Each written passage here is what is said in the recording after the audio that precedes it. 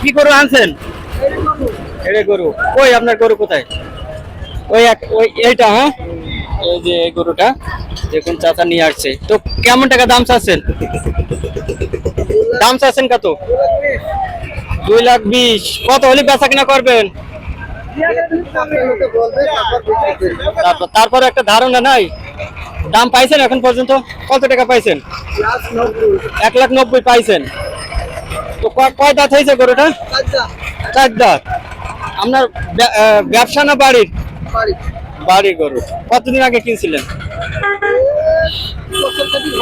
বছর খানিক আছে। তো কি যাই হোক মনে আছে গরু পুষি লাভ কি হবে?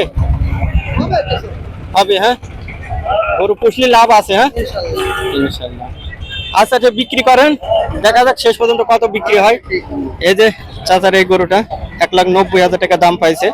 তো এখন কত টাকা দাম বিক্রি হবে সেটা এখন আল্লাহ বাকি জানে, তারপরও সে চেষ্টা করছে, দেখা যাক।